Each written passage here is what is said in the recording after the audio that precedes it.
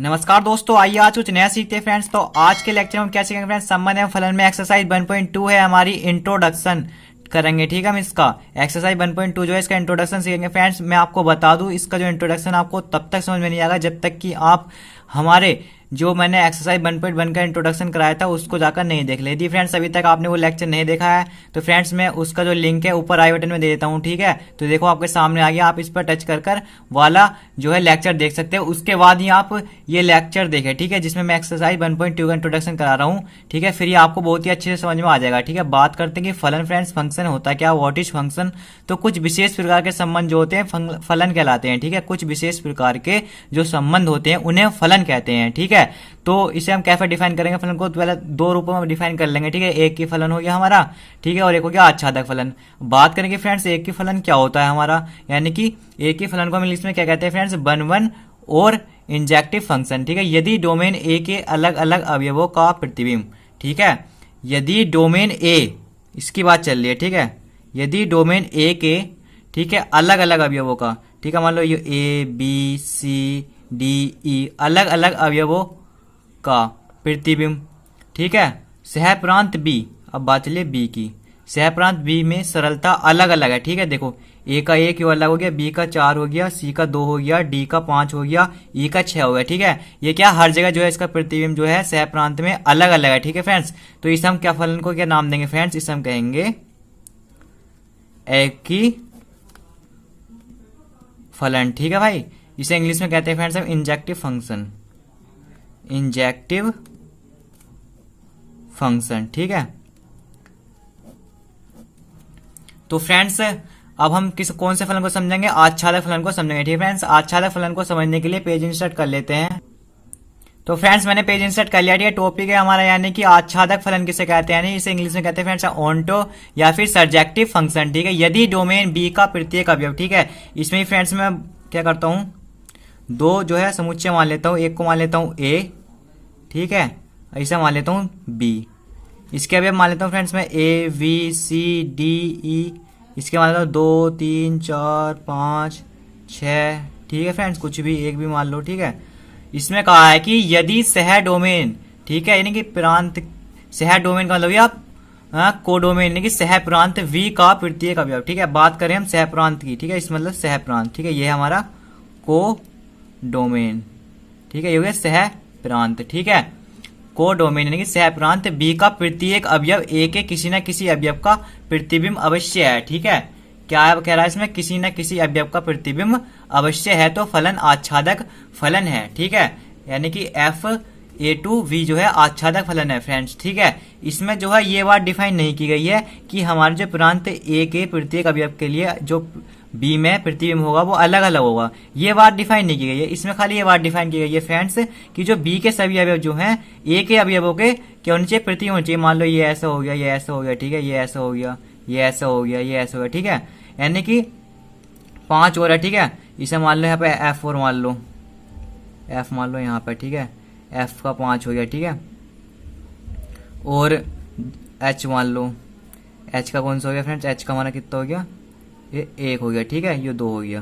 ठीक है, यानी कि बी के जो सभी अवयव यानी 1 2 3 4 5 6 ये जो है किसके मतलब प्रांत के सभी अवयवों के सभी अवयवों के किसी न किसी अवयव के जो प्रतिबिंब। ठीक है, यानी कि सह प्रांत के सभी अवयव प्रांत के किसी न किसी अवयव का प्रतिबिंब होना चाहिए। तो उसे हम कौन सा फलन कहेंगे फ्रेंड्स, उसे हम कहेंगे आच्छादक फलन। ठीक है, इसे इंग्लिश में क्या कहेंगे फ्रेंड्स, हम इसे इंग्लिश में कहेंगे सर्जेक्टिव फंक्शन। ठीक है, इसमें क्या फ्रेंड्स ये फाउंडेशन नहीं दी गई है कि हमारी जो है कि प्रांत ए के जो सभी अवयवों का प्रतिबिंब है सह प्रांत बी में अलग अलग होना चाहिए। इसमें खाली ये फाउंडेशन दी गई है कि सह प्रांत का जो प्रत्येक अवयव है वो प्रांत के किसी न किसी अवयव का प्रतिबिंब होना चाहिए। ठीक है फ्रेंड्स, तो नेक्स्ट टॉपिक को समझने के लिए पेज इंसर्ट कर लेते हैं। तो फ्रेंड्स मैंने पेज इंसर्ट कर लिया। ठीक है, नोट में लिख रखा मैंने, यदि कोई फलन एकक तथा आच्छादक दोनों है तब फलन एक की आच्छादक वाइजेक्टिव या भी से कह सकते हैं एक की आच्छादी वन एंड ऑन्टो फंक्शन भी कह सकते हैं। ठीक है फ्रेंड्स, कैसे मतलब इसका क्या मतलब हुआ फ्रेंड्स, यदि इसमें दो समुच्चय दिए होंगे मैं, ठीक है, ए बी सी डी, ठीक है, और जी इसका रखा हुआ 4 2 3 1, ठीक है फ्रेंड्स। और ए का जो हो गया 4 से मान लो, ठीक है, बी का हो गया 2 से, सी का 1 से, डी का 3 से। तो फ्रेंड्स इसका मतलब क्या हुआ, बी समुच्चय बी है, ठीक है, और ये समुच्चय ए है, ठीक है। यानी कि सहप्रांत बी के सभी अवयव प्रांत ए के किसी न किसी अवयव का प्रतिबिंब है, ठीक है। आच्छादक तो हो गया, ठीक है, आच्छादक तो हो गया, ठीक है। और क्या है फ्रेंड्स, देखो प्रांत ए के सभी अवयवों का जो प्रतिबिंब सह प्रांत में अलग अलग है, आच्छादी भी हो गया, ठीक है फ्रेंड्स, आच्छादी, ठीक है। इसमें क्या हुआ, एक के तथा आच्छादक दोनों है, तो इसे हम क्या कह सकते हैं फ्रेंड्स, इसे हम कह सकते हैं बाइजेक्टिव फंक्शन,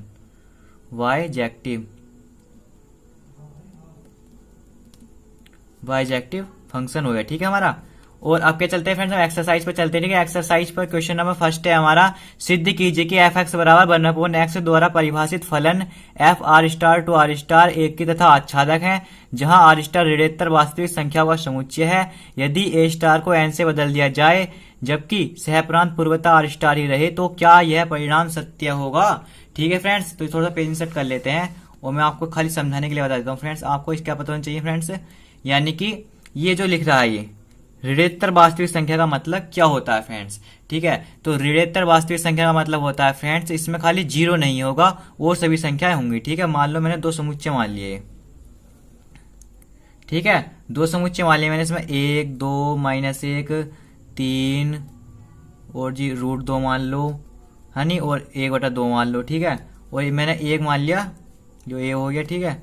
1 मैंने मान लिया क्या, 1 मैंने बी मान लिया, ठीक है। बी में मैंने मान लो क्या फंक्शन मतलब अभी मान लिए 4 √2 3 5 6 मान लिए, ठीक है। अब हमें फंक्शन देखो पहले कि फंक्शन क्या दे रखा, हमें सॉल्यूशन कर रहे हैं, ठीक है। हम इसका सॉल्यूशन में, ठीक है, फंक्शन हमें क्या दे रखा है, फंक्शन बराबर दे रखा है 1/x, ठीक है। तो हमें एक के लिए क्या चेक करना होता है फ्रेंड्स कि प्रांत ए के जो अवयवों का प्रतिबिंब सह प्रांत में अलग अलग होना चाहिए, ठीक है, सभी अवयवों का अलग अलग प्रतिबिंब होना चाहिए, ठीक है। मान लो मैंने यहाँ पर क्या रखता हूँ, F2 रखता हूँ तो 1/2 आ रहा है, F3 रखता हूँ तो 1/3 आ रहा है, ठीक है फ्रेंड्स। तो इसका मतलब ये हो गया कि जो प्रांत ए के अवयवों का जो प्रांत सह प्रांत बी में जो प्रतिबिंब है फ्रेंड्स वो अलग अलग मानों के लिए अलग अलग है, ठीक है, अलग अलग मानों के लिए अलग अलग है। तो ये फलन कैसा हो गया, एक की फलन हो गया, ठीक है फ्रेंड्स। तो इसे मैं नोट कर देता हूं। तो फ्रेंड्स ठीक है, मैं नोट कर लिया कि फलन एक ही है क्योंकि x के प्रत्येक मान के लिए 1/x का मान भिन्न भिन्न है, ठीक है फ्रेंड्स। इसे हम एक तरीके से और एक की सिद्ध कर सकते हैं, ठीक है, इस तरीके से। तो आ गया हमारा क्या, आ गया हमारा एक की फलन, ठीक है। दूसरे तरीके से कैसे सिद्ध करेंगे हम, ठीक है, हमें जो फंक्शन दिया होता है उसे लिख लेते हैं हम, f(x) बराबर 1/x, ठीक है। हमें अलग अलग मानों के लिए चेक करना होता है, ठीक है। तो f एक बार लिख लेंगे हम x1 बराबर 1/x1 और दूसरा रख लेंगे f(x2) बराबर 1/x2। अब f(x1), ठीक है। अब हम क्या करेंगे फ्रेंड्स, f(x1) को जो है f(x2) के बराबर दिखा रहे हैं, ठीक है।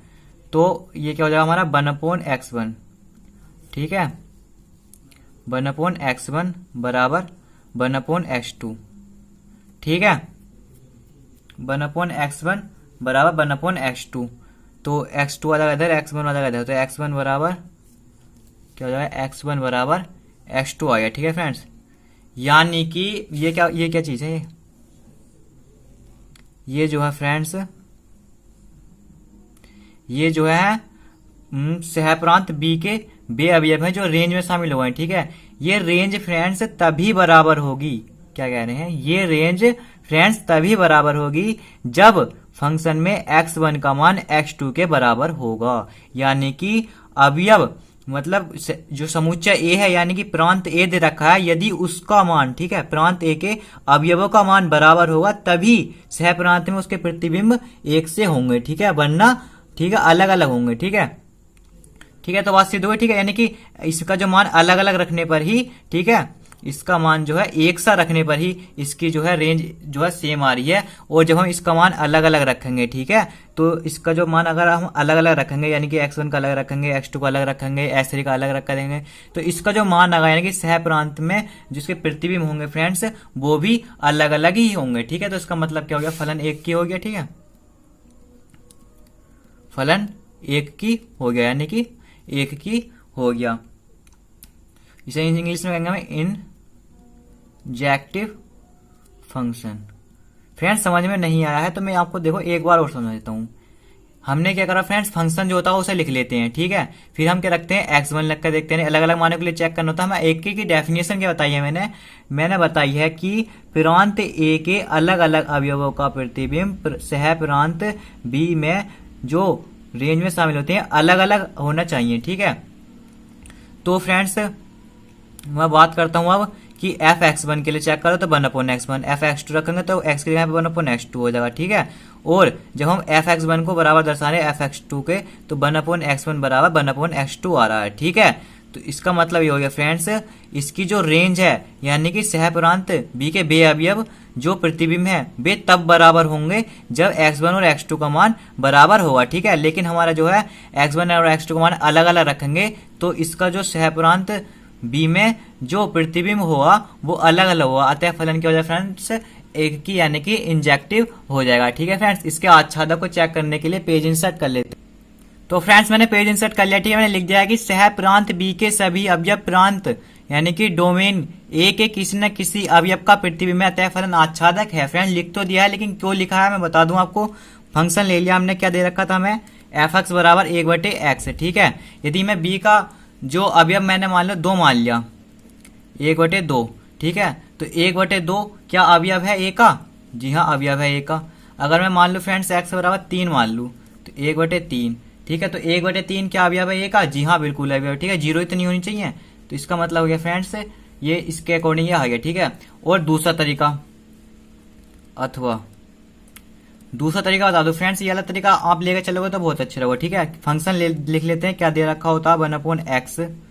ठीक है फ्रेंड्स, फंक्शन का मान दे रखा होता है, फंक्शन को मान लेते हैं y 1/x। सिंपली खाली आपको मेथड समझ लो। ठीक है, ज्यादा गहराई जानी नहीं है। ठीक है, फंक्शन दे रखा होता है एफ एक्स बराबर 1/x, कुछ भी दे रखा होगा एफ एक्स बराबर। ठीक है, फंक्शन को क्या करो y मान लो। ठीक है, फिर क्या करो y की जगह x ले आओ, x का मान निकालो x/y। ठीक है, अब दोनों तरफ f लगा दो, एफ एक्स बराबर f 1/y। दोनों तरफ क्या करा हमने, वो ला दिया, f लगा दिया। ठीक है, अब f 1/y का मान निकाल लो। कैसे, जब यहाँ पर देखो x था तो 1/x है, जब 1/y है तो बटे में 1/y तो होगा ना, ये किसके बराबर आ जाएगा फ्रेंड्स, y के बराबर आ जाएगा। ठीक है फ्रेंड्स, तो जब ये बराबर आ जाए y के, ठीक है, यानी कि डिपेंडेंसी चेंज करके जब ये y के बराबर आ जाए तो इसका मतलब हो गया फ्रेंड्स कि फलन जो है हमारा आच्छादक यानी कि सर्जेक्टिव होगा। ठीक है, सर्जेक्टिव फंक्शन FUNCTION। ठीक है फ्रेंड्स, अब जो है इसका जो अगला पार्ट है इसमें हमें क्या क्या रखा था, क्वेश्चन पढ़ लेता हूं मैं किताब में से। इसमें लिख रहा है यदि प्रांत R स्टार को N से बदल दिया जाए जबकि सह प्रांत पूर्ववर्त R स्टार ही रहे। ठीक है, यानी कि थोड़ा सा अगर मैं पेज इंसर्ट करूं तो ये हमसे कहने की कोशिश कर रहे हैं। ठीक है फ्रेंड्स, यहाँ पे जो इन्होंने R स्टार की जगह कर दिया N कर दिया। ठीक है, और जी ये कर दिया, ये R स्टार ही है। ठीक है, ये R स्टार है। ठीक है, तो R स्टार में कुछ भी आ सकती है फ्रेंड्स, -1, 2, √2, 4, 3। ठीक है, 1/2। लेकिन n में क्या होगी फ्रेंड्स, हमारी प्राकृतिक संख्या आएंगी, 1 ले लो, 2 ले लो, 3 ले लो। ठीक है, और मान लो क्या मान लो फ्रेंड्स, यहाँ पे तुम 1 ले लो, 7 ले लो, 8 ले लो। ठीक है, कुछ भी ले लो, प्राकृतिक संख्या लेनी है। ठीक है, n का मान। फिर कह रहा है फ्रेंड्स ये कि तो भी क्या यह परिणाम सत्य होगा। तो फ्रेंड्स इनका मतलब ये पूछना चाह रहे हैं यदि हम पहले वाले R स्टार को N से रिप्लेस कर दें। ठीक है, फिर कह रहे हैं तो भी क्या यही परिणाम होगा। ठीक है, आच्छादक और दोनों होंगे, यानी कि आच्छादक भी होगा या फिर एक की दोनों, यानी एक की भी होगा या आच्छादक भी होगा। ठीक है, दोनों क्या ये दोनों परिणाम एक से रहेंगे। ठीक है फ्रेंड्स, तो मैं लिख देता हूं, यहाँ को लिख देता हूं, यदि प्रांत, ठीक है, A R स्टार को N से को n से बदल दिया जाए। ठीक है, तो फ्रेंड्स ठीक है, फंक्शन क्या दे रखा था हमारा, फंक्शन दे अब आ गया हमारा ये F R star to R star था ना, अब एन टू जो है आर स्टार हो गया। ठीक है, फंक्शन तो वही रहा, फंक्शन एफ एक्स बराबर क्या है 1/x। ठीक है फ्रेंड्स, अगर मान रखूँ इसका अलग रख लो, डायरेक्ट 1/x1 रख लेंगे तो 1/x1 आ जाएगा। ठीक है, और एफ एक्स टू रख लेंगे तो 1/x2 आ जाएगा। ठीक है, इन दोनों को बराबर दिखा देंगे, एफ एक्स वन बराबर एफ एक्स टू तो जाएगा 1/x1 बराबर 1/x2। ठीक है, तो इसका मतलब क्या हो गया, इसका मतलब हो गया हमारा x1 बराबर x2। ठीक है, यानी कि इसकी जो रेंज तभी समान होगी, यानी कि प्रांत ए के अवयवों का जो प्रतिबिंब जो है सहप्रांत बी के में जो अवयव जो उसके प्रतिबिंब है, ठीक है, वो जो है अलग अलग है। कैसे, इसका मतलब ये है कि इसका मान यानी कि ये कह रहा है कि प्रांत ए के जब अवयव एक से होंगे ना, यानी कि x1 बराबर x2 होगा, तभी जो है ठीक है फ्रेंड्स सहप्रांत बी के जो रेंज में आने वाले अवयव है एक से होंगे। अगर ये अलग अलग हैं तो ये भी अलग अलग होंगे, तो फलन एक की तो बनता है। ठीक है फ्रेंड्स, अब बात करते हैं फ्रेंड्स हम आच्छादक के लिए। ठीक है, आच्छादक के लिए क्या देखना होता है फ्रेंड्स, यानी कि मतलब सहप्रांत बी के जो है सभी अवयव जो है प्रांत ए के किसी न किसी अवयव का प्रतिबिंब होना चाहिए। ठीक है फ्रेंड्स, तो इसके लिए मैं पहले पेज इंसर्ट कर लूं। तो फ्रेंड्स मैंने नोट तो कर देगी, परंतु सहप्रांत बी के सभी अवयव प्रांत ए के प्रतिबिंब नहीं है। ठीक है, इसे मैं सिद्ध करके दिखा दूं फ्रेंड्स, आपको यकीन नहीं आगा ना, ऐसे सिद्ध कर देता हूं आपके लिए। एफ एक्स बराबर क्या है हमारा 1/y। अगर मैं फ्रेंड्स y बराबर कितना रख लू, यहाँ पे मैं रख लू कितना 2/3 रख लू। ठीक है, y बराबर 2/3, तो यहां से क्या आ जाएगा हमारा 2/3 रखेंगे यहाँ को, यानी कि 1/2/3, तो इसका उल्टा हो जाएगा 3/2। तो फ्रेंड्स क्या 3/2 अवयव है n का, does not belongs to n। ठीक है, n क्या है फ्रेंड्स प्राकृतिक संख्या, प्राकृतिक संख्या में भिन्नात्मक संख्या नहीं हो सकती। तो इस प्रकार फ्रेंड फलन क्या हुआ ये, तो ये फलन जो है फ्रेंड्स हमारा आच्छादक नहीं है, यानी कि इज नॉट सरजेक्टिव। ठीक है फ्रेंड, तो फ्रेंड्स इस प्रकार हमने आज के लेक्चर में क्या क्या कर लिया फ्रेंड्स, एक्सरसाइज 1.2 का इंट्रोडक्शन कंप्लीट किया है, बिल्कुल शुरू से सीखा है। ठीक है फ्रेंड्स, और इसका एक्सरसाइज 1.1 का पहला क्वेश्चन जो इंपॉर्टेंट क्वेश्चन है आपका वेस है, ठीक है, चैप्टर को पढ़ने के लिए आगे के लिए, इसको भी हमने फ्रेंड्स कंप्लीट कर लिया। और यदि अभी आपको हमारा लेक्चर अच्छा लगा और क्वेश्चन अच्छे से समझ में आ रहे हैं तो फ्रेंड्स मैं आपको कंप्लीट मैथ सिखाऊंगा। ठीक है, इसलिए हमारे यूट्यूब चैनल को सब्सक्राइब करें, लाइक करें और शेयर करें। Thank you friends.